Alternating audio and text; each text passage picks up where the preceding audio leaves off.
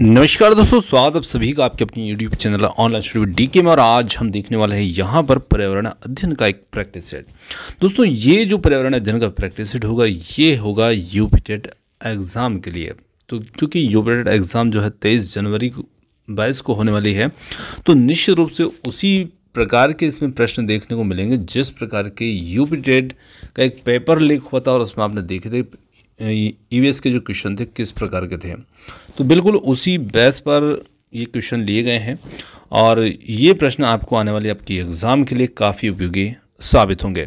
तो चलिए और बढ़ते हैं आज के इस प्रैक्टिस सेट की और देखते हैं इसके प्रश्नों को।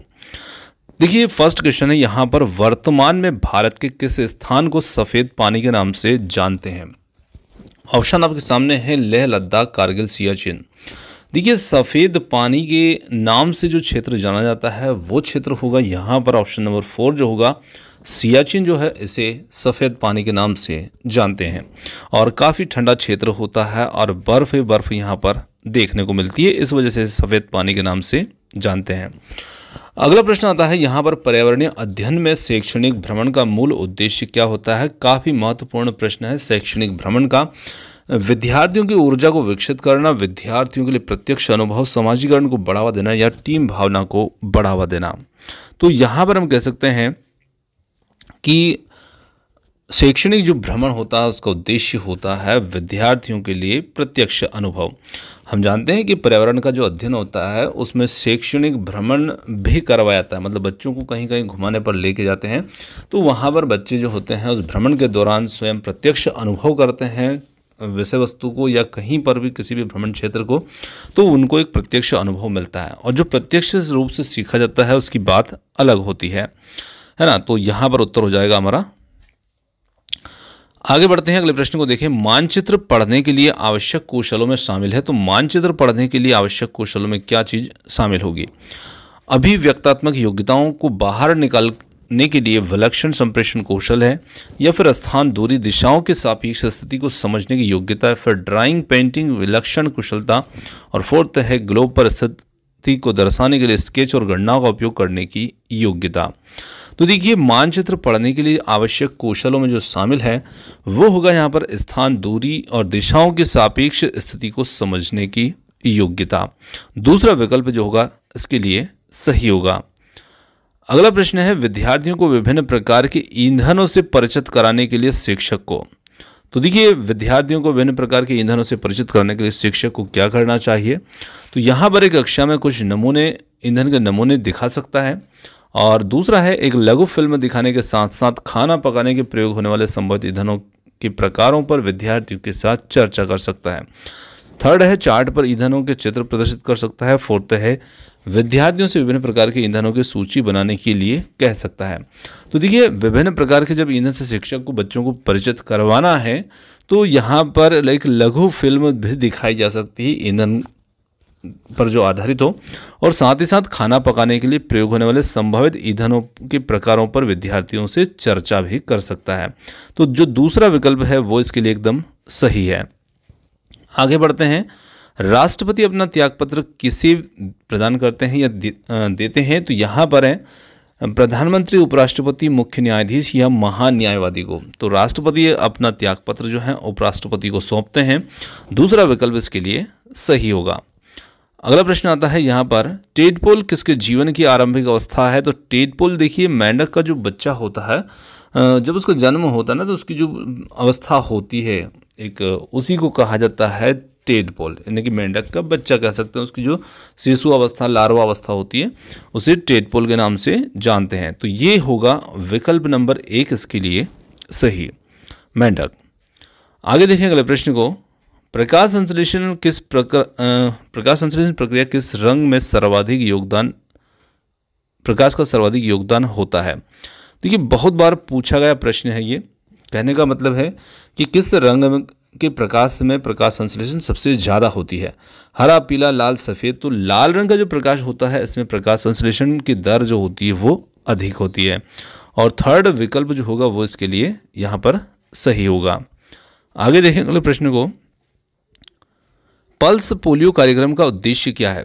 पल्स पोलियो कार्यक्रम जो होता है पोलियो का उपचार है, या फिर पोलियो से लकवा उत्पन्न लकवा को रोकना है, पोलियो का संपूर्ण उन्मूलन करना, या फिर फोर्थ उपरोक्त सभी। तो यहाँ पर हम कह सकते हैं पोलियो का संपूर्ण उन्मूलन करना ये इस कार्यक्रम का उद्देश्य है, और तीसरा विकल्प इसके लिए सही है।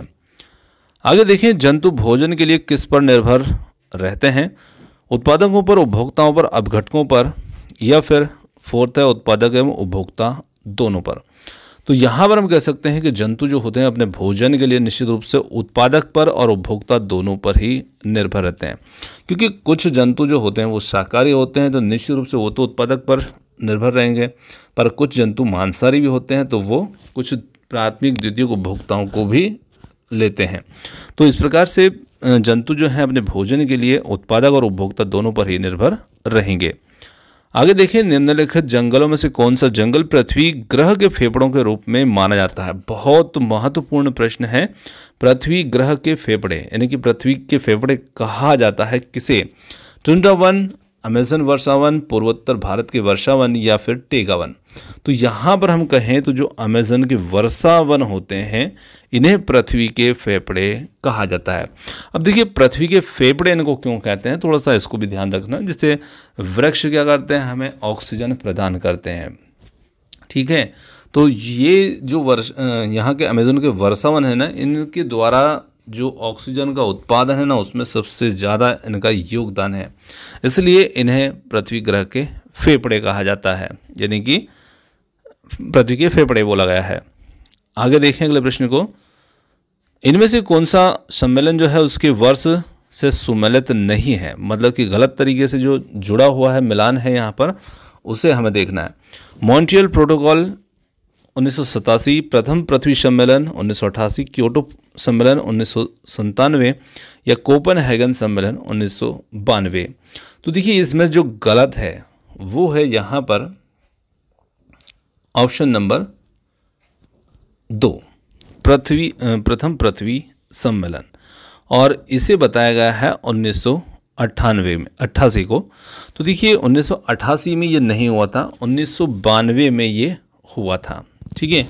तो 1992 में संयुक्त राष्ट्र संघ का पर्यावरण एवं विकास के मुद्दे पर केंद्रित एक सम्मेलन हुआ था, जो कि ब्राज़ील के रियो डी जेनेरो में हुआ था, और इसी सम्मेलन को पृथ्वी सम्मेलन के नाम से भी जानते हैं। तो यहाँ पर सेकंड विकल्प जो होगा जिसमें 1988 बताया है ये गलत है, ये इसका वर्ष नहीं है। साइलेंट वैली के चर्चित होने का कारण क्या है? तो साइलेंट वैली के चर्चित होने की वजह क्या है? जनसंख्या विस्फोट है, परमाणु केंद्र की स्थापना है, अधिक जल संचयन है, जैव विविधता एवं सदाबहार वन संरक्षण। बिल्कुल, जैव विविधता देखने को मिलती है साइलेंट वैली में, और सदाबहार वनों का संरक्षण देखने को मिलता है। इसी वजह से साइलेंट वैली जो है वो चर्चा का कारण है। आगे देखें अगले प्रश्न को। तो अगला प्रश्न आता है, निम्नलिखित में से असत्य कथन का चयन करना है। असत्य कौन सा है ये हमें बताना है। भेड़िया तृतीयक उपभोक्ता की श्रेणी में आता है, और दूसरा है यहाँ पर अपघटक मृत जीवों एवं अपशिष्टों को नष्ट करता है। थर्ड है सभी जीव जंतु और उपभोक्ता विविध पोषी होते हैं, और फोर्थ है बाज तृतीयक उपभोक्ता माना जाता है। तो यहाँ पर जो गलत कथन होगा वो होगा भेड़िया तृतीयक उपभोक्ता की श्रेणी में आता है, ये यहाँ पर गलत है। आगे देखें, पारिस्थितिकी निम्नलिखित के बीच पारस्परिक संबंधों का अध्ययन है। तो पारिस्थितिकी आखिर कहते हैं किसको हम? तो ये जीव और वातावरण, मनुष्य और वन, या फिर मिट्टी और जल, पति और पत्नी। तो यहाँ पर हम कह सकते हैं कि पारिस्थितिकी निम्नलिखित के बीच संबंधों, पारस्परिक संबंधों का अध्ययन है। तो पारिस्थितिकी जीव और उसके वातावरण के पारस्परिक संबंधों का अध्ययन होता है। तो फर्स्ट विकल्प जो होगा ये इसके लिए राइट होगा। आगे देखें अगले प्रश्न को। तो बाबा अजय आमटे किस पर्यावरण आंदोलन से संबंधित है? बहुत अच्छा प्रश्न है। बाबा अजय आमटे जो है चिपको आंदोलन, एपिको आंदोलन, नर्मदा बचाओ आंदोलन, या फिर ग्रीन बेल्ट आंदोलन। तो बाबा अजय आमटे जो थे ये थे नर्मदा बचाओ आंदोलन से संबंधित, और तीसरा विकल्प होगा इसके लिए सही। आगे देखें अगले प्रश्न को। दाम्फा वन्य जीव अभ्यारण्य। अब देखिए, ये दाम्फा किसी भी प्रकार से आपको देखने को मिल सकता है ना। तो ये वही है, दम्पा भी बोल देते हैं कहीं कहीं पर इसको, कहीं के दम्फा बोल देते हैं। तो यहाँ पर यह अभ्यारण्य जो है वन्य जीव अभ्यारण्य कहाँ पर स्थित है? मिजोरम, नागालैंड, असम में या सिक्किम में? तो ये जो अभ्यारण्य है ये है मिजोरम में, और फर्स्ट विकल्प होगा इसके लिए राइट। आगे देखें, यह रोग मक्खियों के द्वारा फैलता है और इस रोग में पतले दस्त होते हैं और साथ ही साथ खून भी आता है। अब ये रोग कौन सा है ये हमें पहचानना है। पोलियो, पैचिस, रेबीज, पीलिया। तो यदि हम देखें तो पैचिस जिसे डिसेंट्री भी कहा जाता है ना, ये एक रोग होता है, और ये जो रोग होता है इस रोग में व्यक्ति के मतलब लक्षण क्या होते हैं इस रोग के? तो व्यक्ति को बार बार मल त्याग होता है, यानी कि दस्त लग जाते हैं। साथ ही साथ मल में खून या म्यूकस भी आता है, और कभी कभी खून की उल्टी भी हो जाती है। पेट में ऐंठन होती है, मल त्याग जो होता है वो साफ नहीं होता है। तो ऐसे कई सारे इसके लक्षण हैं इस रोग के। अब देखिए, इस जिस व्यक्ति को ये समस्या रहती है पैचिस की, तो इस व्यक्ति के दस्त पर मक्खियाँ बैठती हैं और रोग का संचरण करती हैं, खाने वगैरह जो भी हमारे खाद्य पदार्थ हों उन पर आकर बैठ करके। तो इस प्रकार से मक्खियाँ इस रोग की क्या है, वाहक है। मतलब मक्खियाँ खाने पीने की वस्तुओं पर आकर के बैठ जाती हैं और उस व्यक्ति के संपर्क में, उसके मल के संपर्क में मक्खियाँ आ जाती हैं। तो इस प्रकार से मक्खियों के द्वारा ये रोग फैलता है। मतलब यहाँ पर मक्खियाँ वाहक का कार्य कर रही हैं, है ना, और ये रोग जो होगा ये पैचिस होगा। आगे देखें, इको मार्क योजना 1991 में उपभोक्ताओं को ऐसे उत्पादों को खरीदने के लिए प्रोत्साहित करने हेतु आरंभ की गई थी जिनका पर्यावरणीय प्रभाव कम हानिकारक हो। निम्नलिखित उपभोक्ता उत्पादों में से कौन सा इस योजना के अंतर्गत अधिसूचित नहीं है? तो कहने का मतलब है कि जो इको मार्क है वो उससे कौन यहाँ पर इको मार्क में शामिल नहीं है, ये हमें देखना है। तो देखिए, साबुन, अपमार्जक, कागज, प्लास्टिक, औषधि एवं प्रतिजैविक, सौंदर्य प्रसाधन, एरोसोल। तो किन चीज़ों पर आपको इको मार्क देखने को नहीं मिलेगा? तो यहाँ पर औषधि और जो प्रतिजैविक होते हैं ये इसके अंतर्गत अधिसूचित नहीं है, और तीसरा विकल्प इसके लिए सही होगा। आगे देखें, अगला प्रश्न है, निम्नलिखित में से कौन उभयचर है? तो यहाँ पर पहचानना है हमें उभयचर को, और इनमें से उभयचर कौन होगा? हाथी, मगरमच्छ, दरियाई घोड़ा, वैल। तो मगरमच्छ जो है वो जीव जल थल दोनों में रह सकता है, इसलिए इसे उभयचर की श्रेणी में रखा है। अगला प्रश्न है, निम्नलिखित वायु प्रदूषकों में से कौन रक्त धारा को दुष्प्रभावित कर मौत उत्पन्न कर सकता है? तो यहाँ पर है एस्बेस्टस, धूल, कैडमियम, कार्बन मोनोऑक्साइड या फिर लेड। तो देखिए, कार्बन मोनोऑक्साइड जो होता है जिसे हम CO गैस के नाम से भी जानते हैं, और ये जब हमारे रक्त के हीमोग्लोबिन के साथ में जुड़ जाता है तो ये एक स्थायी कार्बोक्सी हीमोग्लोबिन बना लेता है, और जब ये कार्बोक्सी हीमोग्लोबिन बन जाता है तो ये हीमोग्लोबिन इससे मुक्त नहीं होता है, और इस प्रकार से हमारे रक्त में क्या होती है, हीमोग्लोबिन की कमी हो जाती है। क्योंकि हीमोग्लोबिन के साथ यदि कार्बन मोनोऑक्साइड जुड़ जाएगा, ये यौगिक बना लेगा कार्बोक्सी हीमोग्लोबिन, तो ये हीमोग्लोबिन ऑक्सीजन का वहन नहीं कर सकता है। तो उस वजह से इस प्रकार से हमारे रक्त में हीमोग्लोबिन में कमी आएगी और दम घुटने लगेगा, श्वसन क्रिया बाधित होगी। इस प्रकार से ये दुष्प्रभावित कर सकता है। आगे देखें, स्व पारिस्थितिकी अभिप्राय क्या है? तो स्व पारिस्थितिकी का यहाँ पर अभिप्राय क्या है? वनस्पति पर मृदा का प्रभाव, व्यक्तिगत जीवधारी का पारिस्थितिक अध्ययन, वनस्पति पर उत्सवेदन का प्रभाव या वनस्पति पर तापमान का प्रभाव। तो यहाँ पर हम कह सकते हैं स्व पारिस्थितिकी का अभिप्राय होगा व्यक्तिगत जीवधारी का पारिस्थितिक अध्ययन, और दूसरा विकल्प इसके लिए सही है। खाद्य श्रृंखला में ऊर्जा का प्रवाह कैसा होता है? एक दिशी, बहुदिशी, चक्री या फिर द्विदिशी?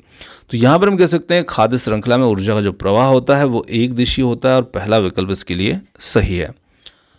सबसे ऊंचे पेड़ पर घोंसला कौन बनाता है? बहुत महत्वपूर्ण प्रश्न है, सबसे ऊंचे पेड़ पर घोंसला।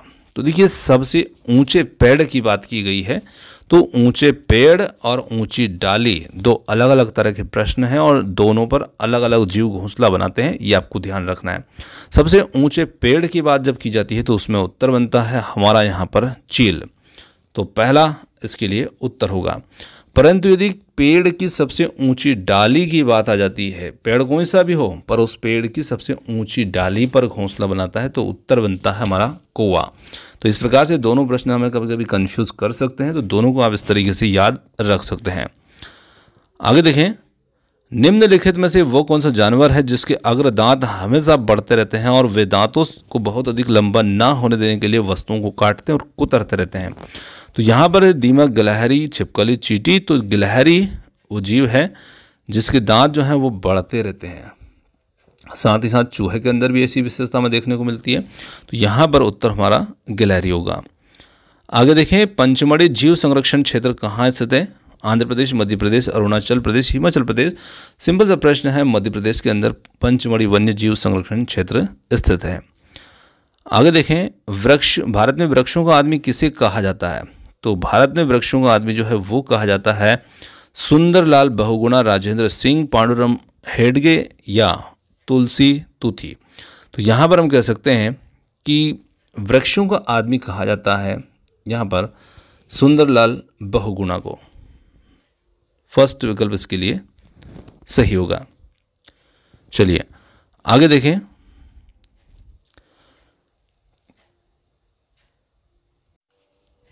अगला प्रश्न है पर्यटन विधि से। तो पर्यटन विधि मतलब वही भ्रमण वाली विधि है। विज्ञान के सभी प्रकरण पढ़ाए जा सकते हैं। बालक को जो ज्ञान मिलता है वो पूर्ण होता है। पढ़ाने के बाद मूल्यांकन आवश्यक है या फिर पर्यावरणीय समस्याओं के प्रति बालक को जागरूक किया जा सकता है। तो देखिए, पर्यटन विधि में मतलब प्रत्यक्ष ज्ञान जो बच्चे को मिलता है वो पूर्ण होता है, मतलब उसके प्रत्यक्ष अनुभव होता है पर्यटन विधि में। तो दूसरा विकल्प इसके लिए सही होगा। आगे देखिए, पर्यावरण अध्ययन के अधिगम का सिद्धांत कौन सा है? यहाँ पर देखिए, आवश्यकता का सिद्धांत, उपयोगिता का सिद्धांत, जीवन से संबंधित होने का सिद्धांत या फिर डी है उपरोक्त सभी। तो यहाँ पर हम कह सकते हैं पर्यावरण अध्ययन के अधिगम का जो सिद्धांत होगा वो होगा यहाँ पर डी उपरोक्त सभी।